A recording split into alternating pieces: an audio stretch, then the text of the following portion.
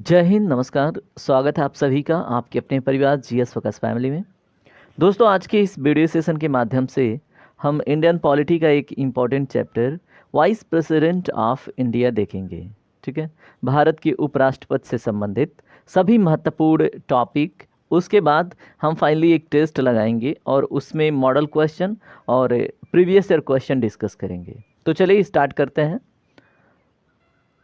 सबसे पहले अगर हम बात करें कि भारतीय संविधान में किस अनुच्छेद के अंतर्गत वाइस प्रेसिडेंट का पोस्ट है, तो दोस्तों ये अनुच्छेद बहुत इंपॉर्टेंट होते हैं आपके एग्जाम के दृष्टिकोण से। ठीक है, तो अनुच्छेद 63 के अनुसार भारत में उपराष्ट्रपति का पद स्थापित किया गया है। ये चीज़ आपको याद रख लेनी है। ठीक है, उसके बाद देखिए एक बड़ा ही महत्वपूर्ण प्रावधान है कि जैसे वाइस प्रेसिडेंट को सैलरी किस बेसिस पे मिलती है, किस पद के लिए मिलती है, या फिर जो वाइस प्रेसिडेंट होते हैं वो राज्यसभा के सभापति होंगे। यह प्रावधान आपको किस अनुच्छेद के अंतर्गत वर्णित मिलता है। ठीक है, तो हम देखेंगे अनुच्छेद 64। ठीक है, अब यही क्या करता है कि वाइस प्रेसिडेंट को राज्यसभा का सभापति के रूप में क्या करता है, नियुक्त करता है, मतलब कि ये प्रावधान करता है। ठीक है, तो ये चीज़ आपने देख ली। उसके बाद अगर हम बात करें कि जैसे मान लीजिए कि राष्ट्रपति की अकाल मृत्यु हो गई या फिर किसी कारण की वजह से राष्ट्रपति का पद रिक्त है। ठीक है, तो एक चीज़ आप याद रखेंगे कि राष्ट्रपति का पद 6 महीने से ज़्यादा तक वैकेंट नहीं रह सकता। ठीक है, और उसके भीतर ही इलेक्शन कराना अनिवार्य होता है। अब उसके बीच में जैसे मान लीजिए अब अचानक से कोई घटना घटित हुआ तो कहाँ से चुनाव हो सकता, नहीं हो सकता। ठीक है, तो फिर उस स्थिति में जो वाइस प्रेसिडेंट होते हैं वही राष्ट्रपति के कार्यभार को संभालते हैं। ठीक है, तो ये आपको देखने को मिलता है अनुच्छेद 65 में। ठीक है, तो ये सभी महत्वपूर्ण आर्टिकल हैं, आपके एग्जाम में पूछे जाते हैं। और एक महत्वपूर्ण बात, अगर आप अभी तक हमारे चैनल का पार्ट नहीं है या फिर आप इसको अपना चैनल कह सकते हैं कि अपने परिवार से नहीं जुड़े हैं, तो सब्सक्राइब कर लीजिए। ठीक है, और इस वीडियो को अपना प्यार दीजिए। और क्या ही चाहिए आपसे, है ना।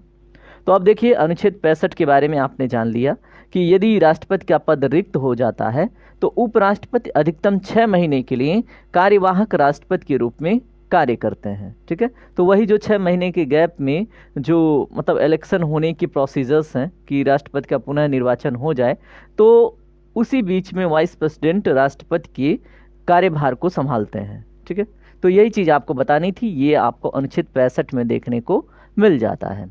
उसके बाद अगर हम बात करें अनुच्छेद 66 में क्या है, तो इसमें उपराष्ट्रपति का चुनाव संसद के दोनों सदनों, ठीक है, जैसे लोकसभा और राज्यसभा के जो निर्वाचित और मनोनीत सदस्य हैं उनके द्वारा किया जाता है। ठीक है, तो ये चीज़ आप याद रखेंगे, ये अनुच्छेद 66 के अंतर्गत आपको देखने को मिलता है।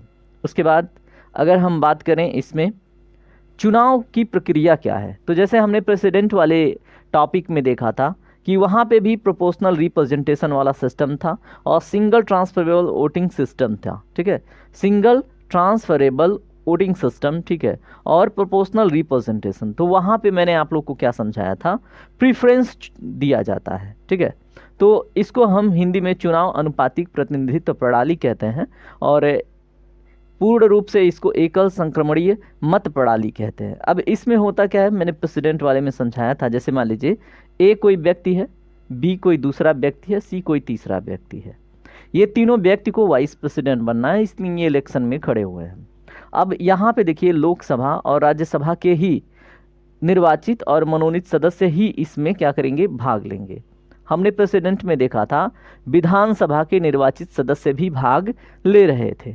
ठीक है, लेकिन यहाँ पे विधानसभा के निर्वाचित सदस्य भाग नहीं लेंगे। ठीक है, अब मान लीजिए अब लोकसभा मेंबर और राज्यसभा मेंबर को क्या करना है, इन तीनों व्यक्तियों को, ठीक है, अब इसमें प्रेफरेंस तय होता है। जैसे मान लीजिए लोकसभा का कोई मेंबर है, वो चाहता है कि ए बने तो उसको फर्स्ट प्रायोरिटी दिया, बी को चाहता है कि नहीं ये तीसरे स्थान पे मैं प्रेफरेंस दूंगा और सी को दूसरे स्थान पे। ठीक है, तो इसमें प्रेफरेंस दिया जाता है, तो इसी को हम क्या बोलते हैं, प्रोपोर्शनल रिप्रेजेंटेशन। ठीक है, तो इस तरह से चुनाव होता है, याद रखेंगे।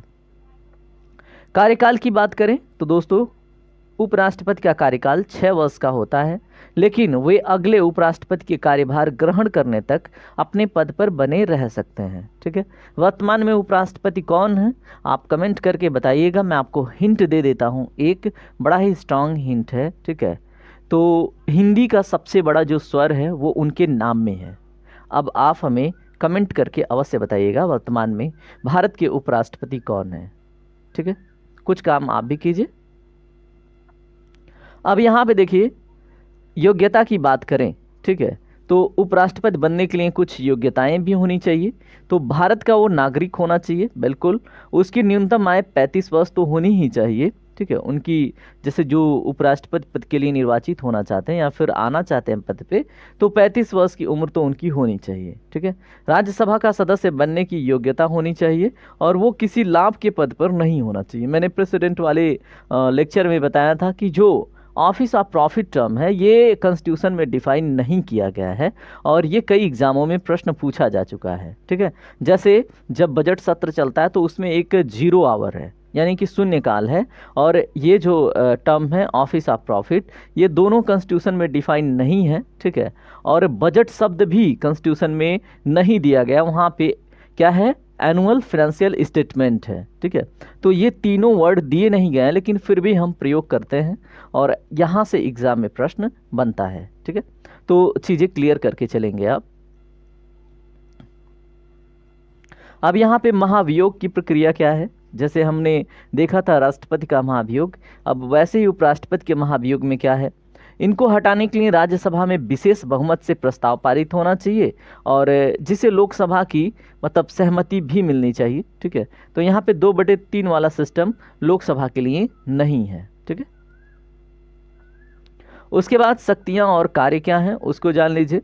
राज्यसभा के सभापति के रूप में ये कार्य करते हैं, ये तो मैंने पहले ही बता दिया था, और ये प्रावधान आपको किस अनुच्छेद में देखने को मिलता है, 64 में। ठीक है, ये आप रिवाइज करते चलेंगे। ठीक है, तो राज्यसभा के सभापति के रूप में कार्य करते हैं, लेकिन मतदान में भाग ये नहीं लेते, केवल टाई होने पर निर्णायक मत देते हैं। ठीक है, उसके बाद राष्ट्रपति की अनुपस्थिति या मृत्यु की स्थिति में कार्यवाहक राष्ट्रपति के रूप में कार्य करते हैं। ये बात अनुच्छेद 65 में दी गई थी। ये भी इनकी शक्तियां हैं और कार्य हैं। राष्ट्रपति के अनुरोध पर कुछ प्रशासनिक और विधायी कार्य ये कर सकते हैं। ठीक है, आइए बात करते हैं वेतन और भत्तों के ऊपर। उपराष्ट्रपति को वेतन राज्यसभा के सभापति के रूप में मिलता है, ये बात हमने कर ली थी, और वर्तमान में इनकी जो वेतन है प्रति माह 4 लाख रुपए है। ठीक है, उसके बाद भारत के पहले उपराष्ट्रपति डॉक्टर सर्वपल्ली राधाकृष्णन थे। वर्तमान उपराष्ट्रपति कौन है? ठीक है, तो ये मैंने आप लोगों से पूछा था और आप हमें कमेंट करके बताएंगे।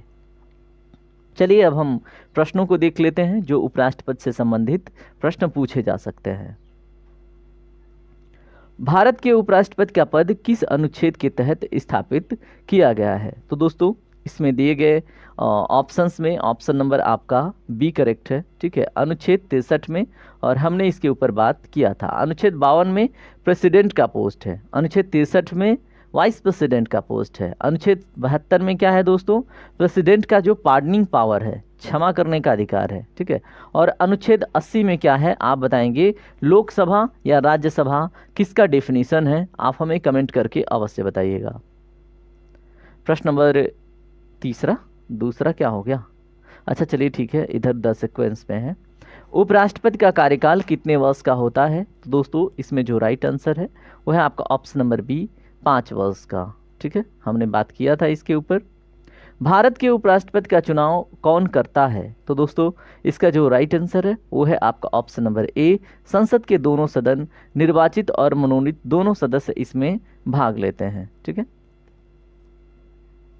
उपराष्ट्रपति के चुनाव में कौन सा मतदान प्रणाली उपयोग की जाती है?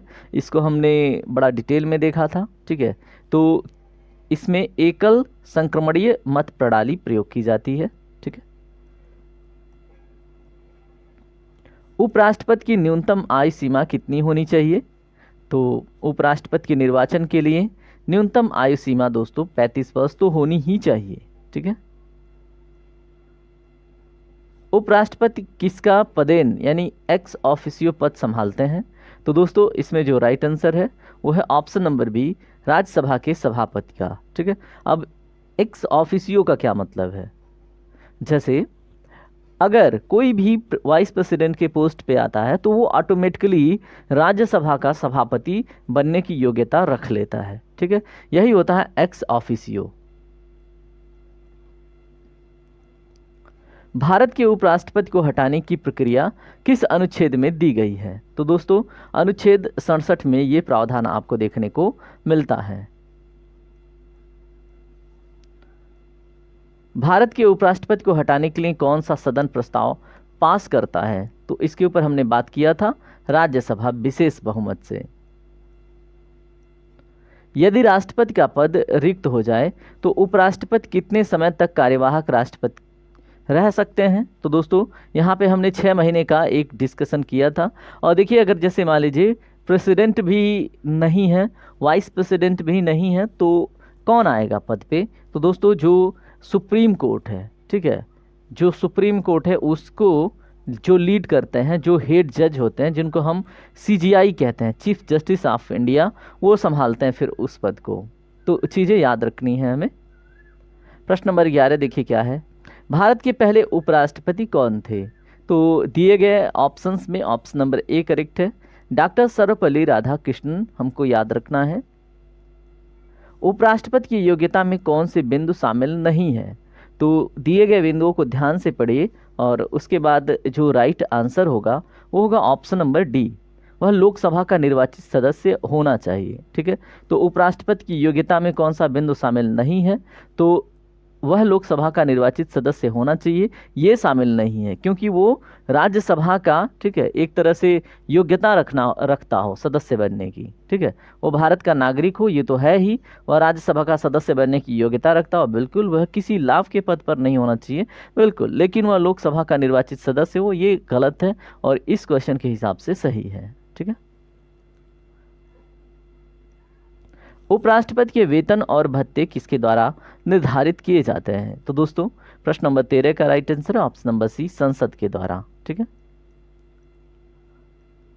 यदि उपराष्ट्रपति का कार्यकाल समाप्त होने से पहले उनका पद रिक्त हो जाए तो नया उपराष्ट्रपति कितने समय के भीतर चुना जाना चाहिए? तो दोस्तों प्रश्न नंबर 14 का जो राइट आंसर है वो है आपका ऑप्शन नंबर सी, 6 महीने के भीतर, और ये चीज़ हमको याद रखनी है। वर्तमान में उपराष्ट्रपति कौन है? तो दिए गए ऑप्शंस में जो राइट आंसर की बात करें तो ऑप्शन नंबर क्या होगा बताइए।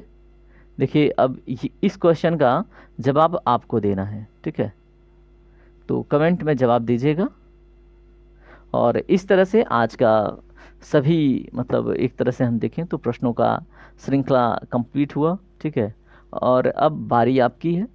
ठीक है, और आप कमेंट करके ज़रूर बताएंगे कि राइट आंसर क्या है और आपको वीडियो कैसा लगा, इन्फॉर्मेटिव लगा। अगर कुछ सीखने को मिला तो आप वीडियो को लाइक कीजिएगा, दोस्तों में शेयर कर दीजिएगा और सब्सक्राइब करके GS फोकस फैमिली का पार्ट बनिएगा। जय हिंद, जय भारत, आपका दिन शुभ हो।